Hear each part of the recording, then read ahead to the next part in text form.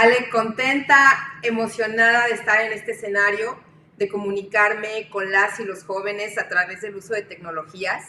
He de confesar que para mí es la primera vez que yo doy pues no una conferencia, una charla, ¿verdad? Un intercambio de ideas a través de forma virtual. Es la primera vez que lo hago, así que también estoy venciendo una de las brechas digitales que hay para las mujeres que tenemos arriba de 40.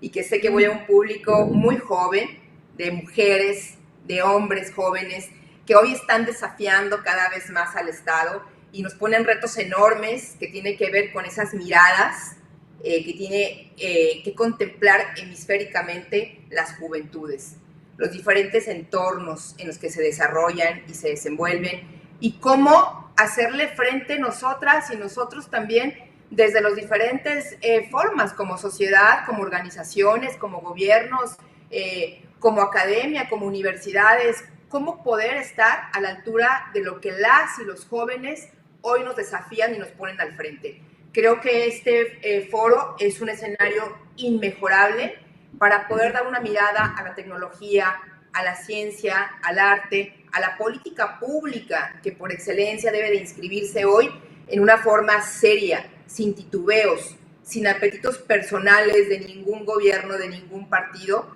sino tener en el centro la posibilidad de evocar un desarrollo humano, un desarrollo transversal e igualitario para las diferentes juventudes de nuestro país, querida Ale. Y bueno, pues hoy me ha tocado la posibilidad de compartir con ustedes un tema necesario, importante, sobre esta red de emprendimiento que tiene que haber en un antes y un después de este país, que se ha hablado y se ha hablado bastante sobre cuáles son los retos que enfrentamos después de esta pandemia también. Indudablemente nuestro país tendrá que ver con unos ojos distintos, con unas visiones distintas, mucho más integradoras los problemas que estamos pasando. Hay un dilema grande que nos pone la CEPAL sobre la mesa. Este dilema que nos pone CEPAL es, ¿qué hacemos en esta encrucijada de la pandemia del coronavirus? ¿Seguimos con un sistema de globalización concentradora, ¿no? Con una forma autoritaria de un diseño institucional, o transitamos, construimos a un futuro diferente, ¿no? Ese es como el gran reto con el que yo abro este debate, porque es un debate de las ideas entre las y los jóvenes, ¿no?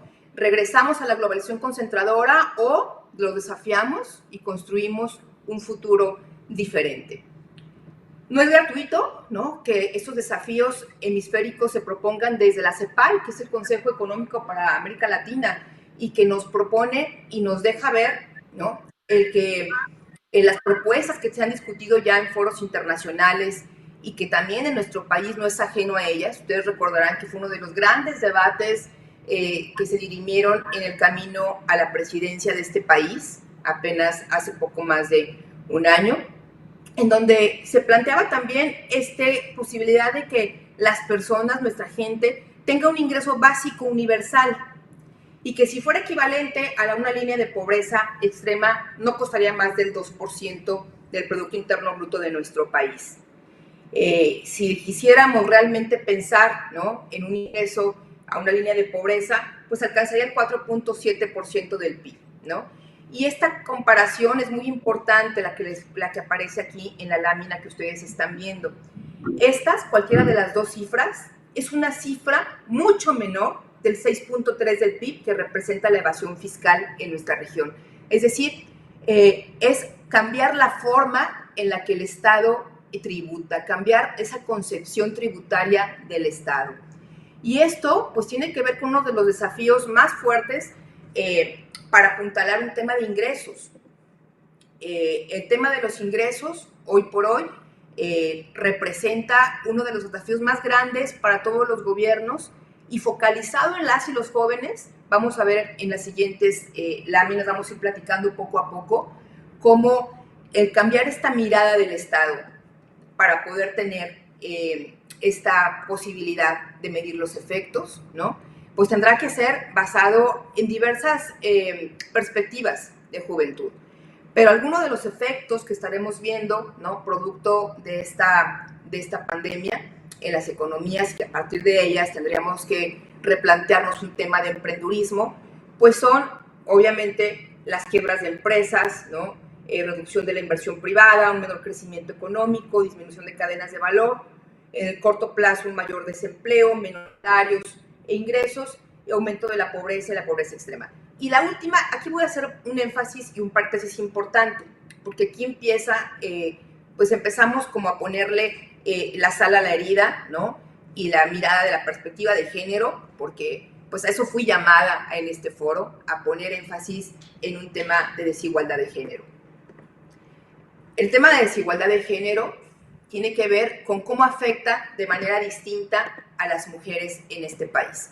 Y no es gratuito el que hoy veamos que en los hogares en donde estamos las mujeres confinadas, las mujeres que estamos en confinamiento y en aislamiento, muchas de esas mujeres hoy tienen un gravísimo problema de violencia doméstica, de violencia de género.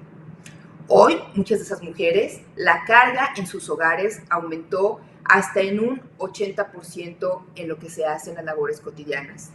Hoy, en el Estado, encontramos cómo las mujeres seguimos siendo responsables de la crianza, el cuidado de los hijos, la formación hoy en línea, hoy que todas las escuelas públicas y privadas suspendieron un calendario escolar, se recargó enormemente en las mujeres la posibilidad de que esos niños estén regularizados en el año o no, y esas niñas también. Y esto es una carga enorme a lo que ya de por sí las mujeres hacían.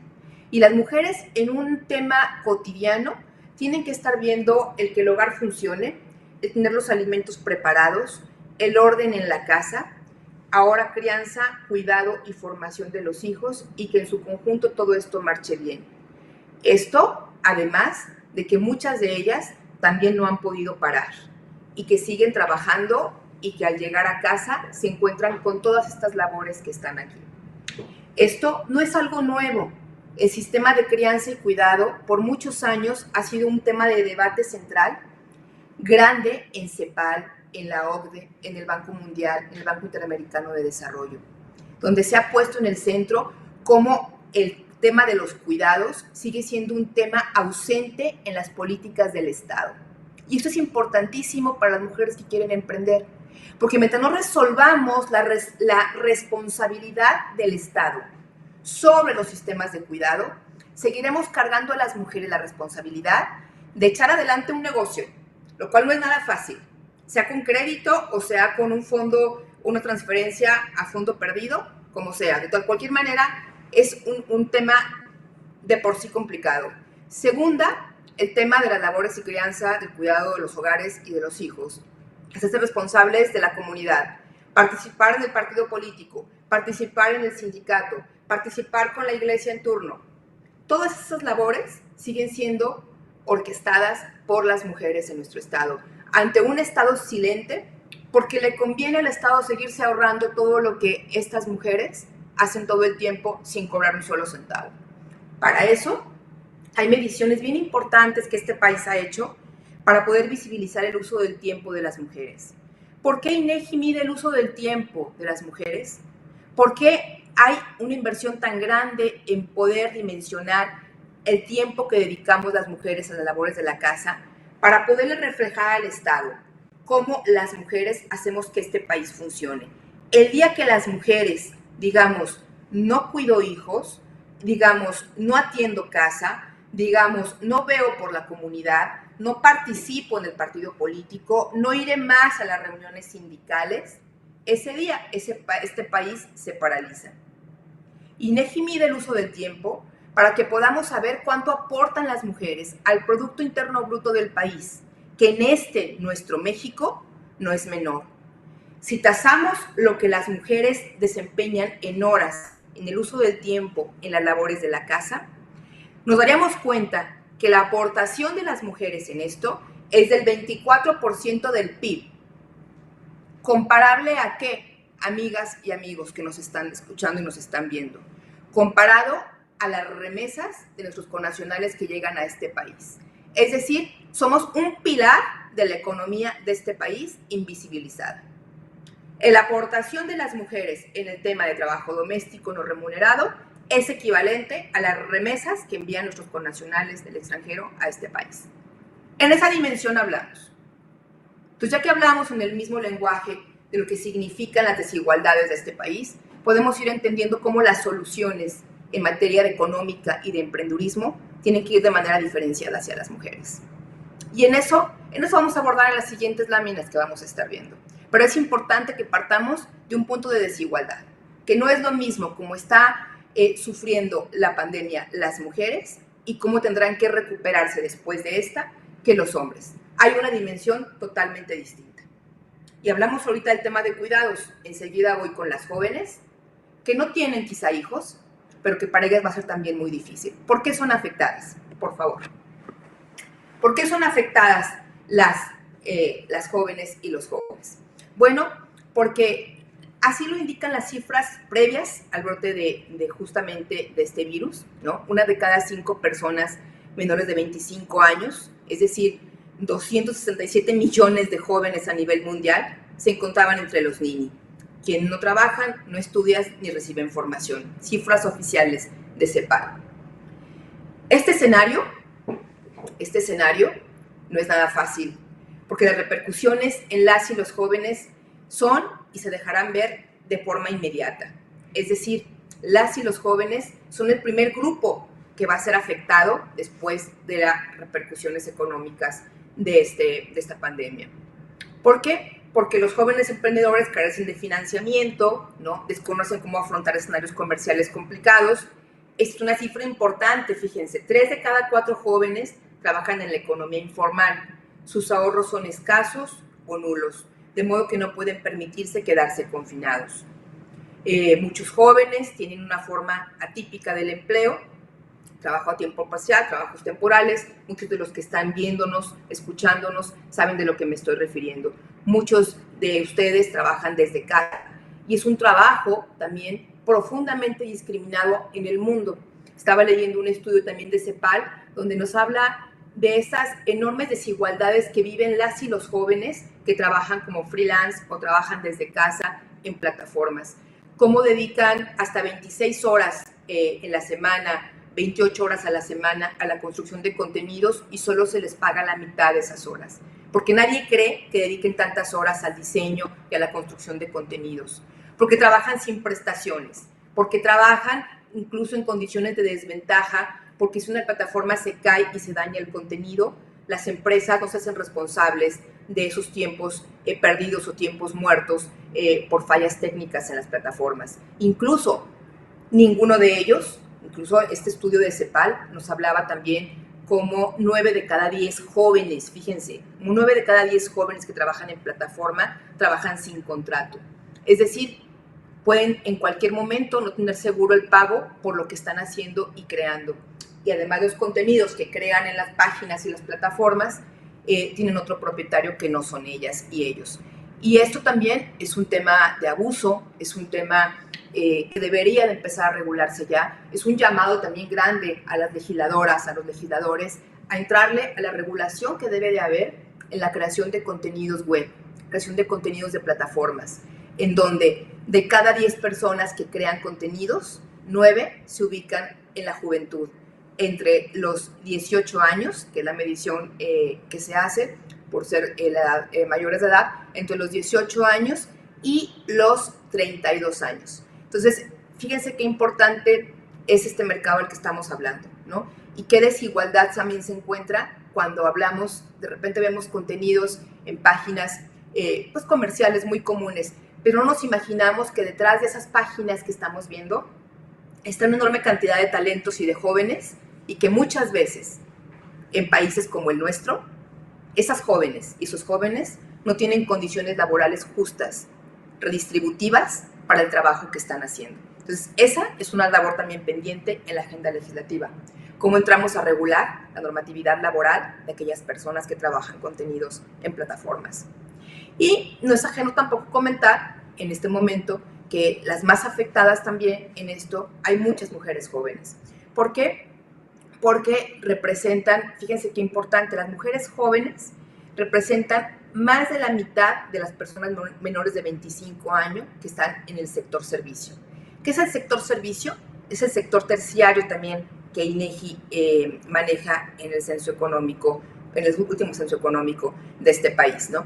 Entonces, qué importante estar visibilizando que de estas personas de 25 años, más de la mitad son mujeres.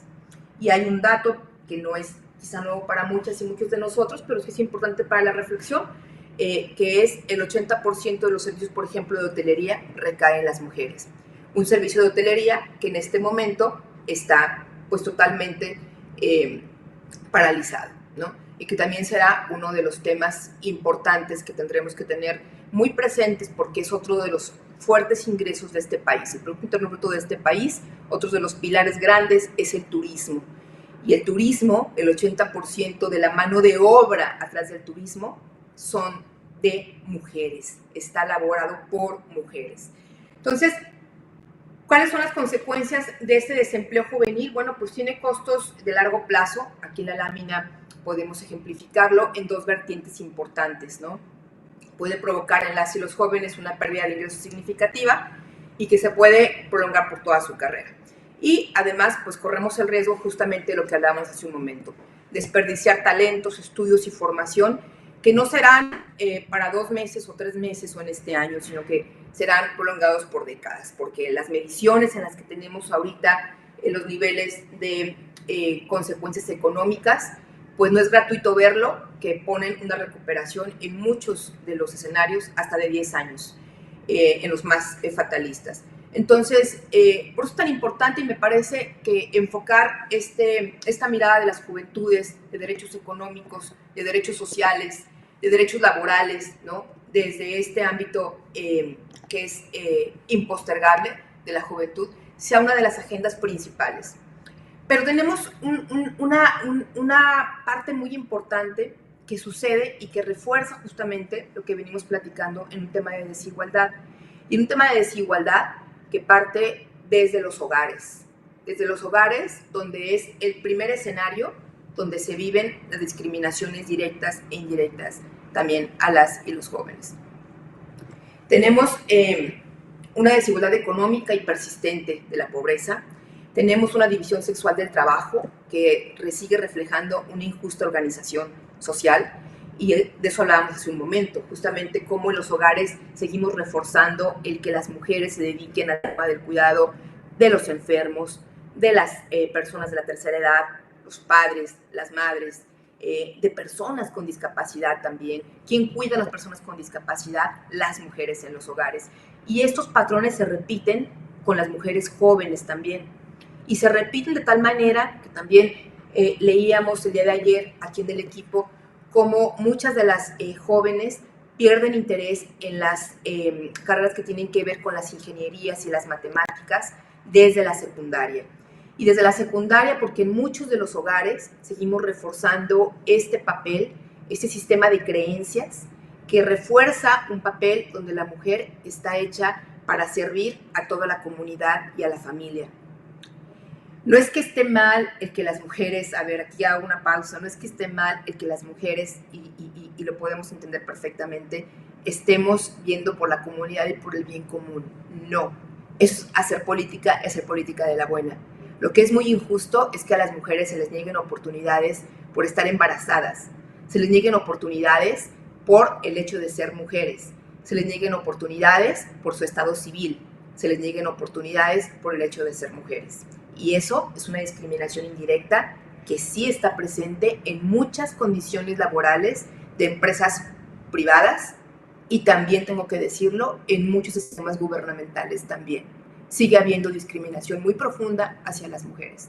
Un sistema de creencias arraigado que sigue reforzando el papel de las mujeres como cuidadoras y en un trabajo donde esta división sexual, concebida así, es lo público hacia los hombres y lo privado hacia las mujeres, que la sigue confinando a las áreas que tienen que ver con la crianza y cuidado de los hijos. Si alguna mujer joven me está escuchando y quiere dedicarse, por supuesto, a ser una ama de casa, a ser una madre, a ser una cuidadora, por supuesto que está bien, El tema central es la libertad, que esa mujer joven tenga la libertad de elegir qué es lo que quiere. Esa es la premisa fundamental sobre la cual estamos discutiendo, que las libertades en que las mujeres jóvenes hoy se centran para poder tener un capital, una posibilidad, una construcción de un plan de vida propio, tenga un Estado capaz de soportarlo, de respaldarlo con políticas públicas. Ese es el centro del debate. ¿Cómo no solo empoderamos a las jóvenes para que esto lo puedan llevar a la realidad, sino cómo hacemos responsable a un Estado de que tenga las políticas públicas asertivas, de respaldo, de crédito, de incluso de formación académica hacia las mujeres, garantizando que ni siquiera el hecho de que sean madres podrán impedir que las mujeres sigan adelante con un plan de estudios. Por eso es tan importante lo que estamos hablando en un tema de cuidados, de garantizar guarderías de 24 horas para mujeres, de garantizar guarderías en los centros universitarios para que una mujer que está embarazada, una estudiante que está embarazada, no tenga que dejar su carrera por el hecho de ser madre. Esas son las corresponsabilidades desafiantes que nos plantea también una nueva economía de los cuidados y una nueva economía emergente que tenemos que ver con una perspectiva de género si queremos que más mujeres jóvenes se apropien de su proyecto de vida y lo lleven adelante. Bien, adelante, por favor. Con la siguiente lámina. Adelante. ¿Cómo vamos a hacer después de este planteamiento que estamos haciendo, retador, por supuesto, al Estado, retador hacia las familias, porque no tiene que ver solamente con un tema de que las mujeres se animen, ¿verdad? De que las mujeres se llenen de autoestima y vayan adelante a conquistar sus sueños. Eso tiene que ver con factores importantísimos, económicos, fiscales, de política pública que haber atrás de esto y, por supuesto, de un derrocamiento de un sistema de creencias que sigue poniendo a la mujer en una condición de desigualdad. ¿Cómo hacemos, amigas, amigos, cómo hacemos para potenciar los ecosistemas de emprendimiento liderados por mujeres? Así tal cual. Ese es el desafío que pongo sobre la mesa. Y ese desafío que pongo sobre la mesa, pues nos plantea cifras como las que estamos viendo aquí, ¿no? Donde el 7% de los socios de las 100 empresas más importantes del mundo son mujeres. Un dato más que no pusimos aquí, pero que me parece también muy importante, solo el 1% de la propiedad privada en el mundo corresponde a las mujeres. Esos datos son importantísimos porque nos dan cuenta justamente de cómo tenemos que ir decantando desde un panorama internacional, nacional, hasta lo local. Si queremos trastocar al Estado con nuevas formas y políticas de economía, pues tenemos que llevar este análisis, tenemos que apoyarnos en las evidencias técnicas que muchos mecanismos internacionales, como lo son la CEPAL, la OCDE, ¿no?, nos ofrecen sobre la mesa para poder retomar con mayor asertividad las políticas de inclusión y más en la materia económica. Teníamos aquí en nuestro país una medición importante que hablaba el Instituto Nacional del Emprendedor, donde todavía nos pone una cifra al año de 2018, donde el 19% de las emprendedoras del país son mujeres, y un número que se traduce alrededor de 4 millones de emprendedoras. Es decir, tenemos 4 millones de mujeres emprendedoras en este país. Pero ¿qué hacemos? ¿Qué hacemos para que esos emprendimientos de mujeres no duren, ¿no?, solamente un año? Es decir, no duren mientras tenemos un financiamiento, no duren mientras tenemos un fondo perdido, una transferencia económica. ¿Qué hacemos para que el negocio de una mujer, ¿no?, este emprendedurismo que está haciendo, pues pase más allá de 365 días? ¿Qué hacemos? ¿Hacia dónde inclinamos la balanza de estos recursos para poder hacer realidad la igualdad? La igualdad en un plano económico que tiene que ver con que las mujeres puedan tener la autonomía económica para poder salir de los círculos de pobreza, de violencia y aumentar las cifras que a este país tanto le urgen. Necesitamos más mujeres con centavos, con economías en la bolsa para poder tomar decisiones sí y solo sí, cuando las mujeres tengan autonomía económica, las cifras de violencia de este país y de desigualdad van a cambiar. Entonces nos dimos a la tarea de poder ofrecer a ustedes pues un panorama, un decálogo llamado, de cuáles serían estas ideas que yo pongo sobre la mesa a discusión, por supuesto, ¿no? Y para ofrecerles a ustedes un panorama, ¿no? de cómo poder tener estos ecosistemas de emprendimientos. Porque además, antes de entrar a esto, quiero decirles que el INEGI, que es también nuestro mecanismo de medición por excelencia, ¿no? Nos dice que el 31% de las mujeres están formando parte en puestos importantes en nuestro país, en puestos directivos, ¿no? Pero solo el 7% son miembros de una junta directiva de empresas mexicanas y solo el 2% de las mexicanas son empresarias de alto impacto. Esto mediciones de la OCDE.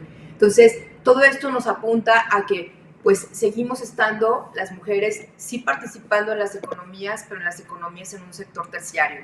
¿Cómo hacemos entonces que estos números puedan ir aumentando? Entonces, nos dimos pues a la tarea de proponer a ustedes pues algunos temas sobre la mesa para discutirlos en este decálogo de ecosistemas de emprendimientos liderados por mujeres. Y hay 4 pilares importantes que yo pongo sobre la mesa para detonar con ustedes la discusión, que es el conocimiento, las redes, el financiamiento y la difusión. Estos 4 pilares que yo propongo y que tienen que ver con documentos que se han escrito por muchas mujeres que ya están en un tema de emprendurismo, pues abarcan 10 aspectos que sí o sí tendrán que ser revisados y tendrán que ser cada uno de ellos palomeados si queremos consolidar una política de emprendimiento de ecosistemas liderados por mujeres. El primero de ellos es democratizar el acceso justamente a esta información que lanzan estos ecosistemas. Es decir, democratizar la información quiere decir que toda esa mujer que quiera llegar a tener un emprendimiento tenga acceso a esta información. Hoy todavía encontramos que el que se pueda hacer o emprender un negocio sí tiene que ver con las posibilidades de información, que esas son privilegiadas para un sector muy específico, muy interconectado. Tendríamos que abrir este abanico y poner cada vez más la posibilidad del acceso a todas las mujeres que quieran tener una posibilidad de emprender un negocio. Y para esto hay un mecanismo que ha funcionado en otros países y que yo creo que podría ser también una invitación, una provocación importante, el crear el Observatorio de Políticas de Emprendimiento. ¿Para qué queremos un observatorio de políticas de emprendimiento? Bueno, pues justamente para poder evaluar, hacer un reservorio ahí de las buenas prácticas, velar por que esta democratización de la información llegue a todas las mujeres que quieren realmente emprender un negocio, evaluar también cuáles han sido, insisto, las mejores prácticas, pero también ver cuáles son los obstáculos principales que atraviesan, porque estamos en una bifurcación donde a veces no sabemos si en el sector público, ¿no?, está el obstáculo mayor o en el sector, el obstáculo mayor porque no hay, es un camino a Santiago obtener un crédito, porque es muy difícil aplicar reglas de operación, porque es muy dilatorio los trámites para poder acercarte a cualquier crédito, incluso tasa cero, ¿no? O si es en lo privado porque no hay un acompañamiento de quienes sí han podido emprender, ¿no? Entonces creo que este observatorio podría ser uno de los mecanismos de propulsión importante, un vehículo importante para tener la información necesaria para poder tener un emprendimiento liderado por mujeres. Por supuesto, incorporar tecnologías de la información. Creo que ese es uno de los grandes retos y que justamente en este foro pues discute y se habla sobre esto, ¿no? El que podamos tener esta posibilidad de tecnologías en el uso de la información.